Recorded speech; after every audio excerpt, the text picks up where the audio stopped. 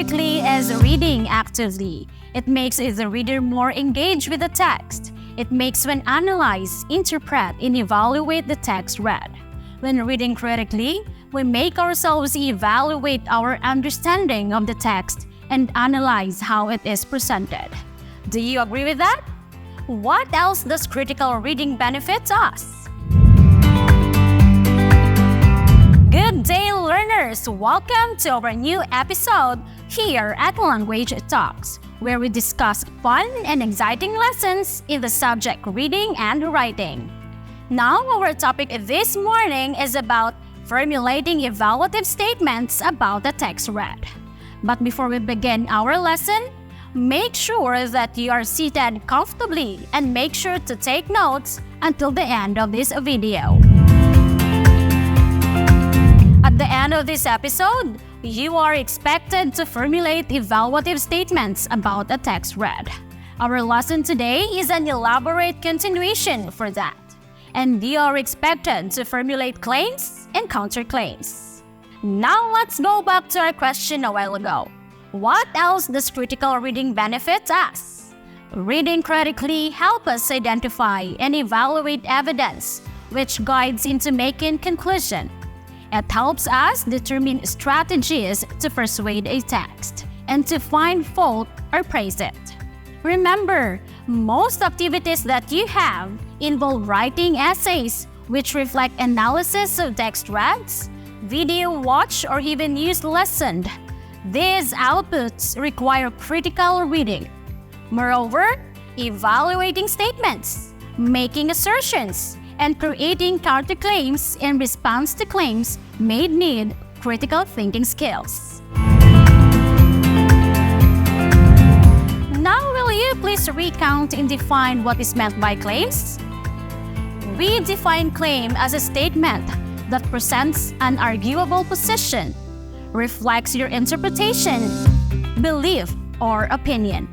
The claim typically answers the question, "What do I think?" In an instance that you refute a claim, we are doing a counterclaim. Counterclaim is a response by a claim by denying it with corresponding reasons or evidence. A counterclaim is the strongest argument against a claim. Let us give an example for the two.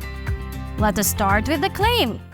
I believe that Japanese literature was heavily influenced by cultural contact with China and their literature because early Japanese literary works were often written in classic Chinese. What a strong claim that is! Does anyone agree with it? Or do we have a counterclaim for it? According to my research, it was Indian literature that had an influence on Japanese literature through propagation of Buddhism in Japan. That was an impressive counterclaim. Take note, claim and counterclaim pattern can be found more frequently in political journalism, as well as letters to the editor, magazines, and argumentative speeches. To counter or argue claim, consider a different opinion or a contrary view. Then provide evidence that would back up your argument. This time, let us have an example of a claim, and this time we will have our evidence ready. Greenback herons in Japan imitate people who feed bread to fish found in ornamental lakes. Will you please state your reasons in evidence for the claim? Of course. Here are the reasons and evidence for the claim.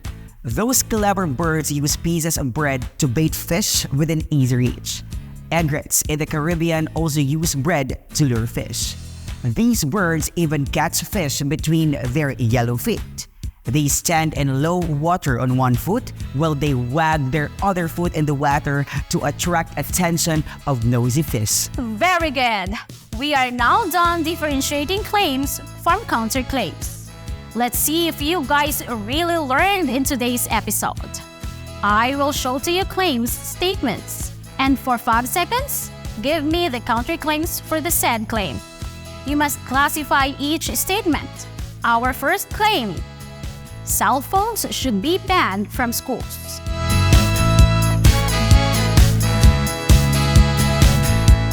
Counterclaim: Others says that students should be allowed to bring cell phones for emergency purposes.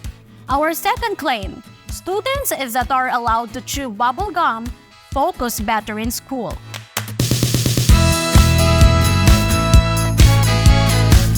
Our second counterclaim, gum will be a distraction if it is chewed loudly.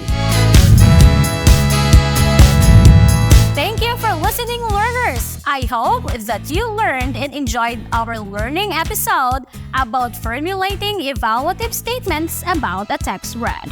Once again, I am Joyce Belonio, your teacher. Have a great day!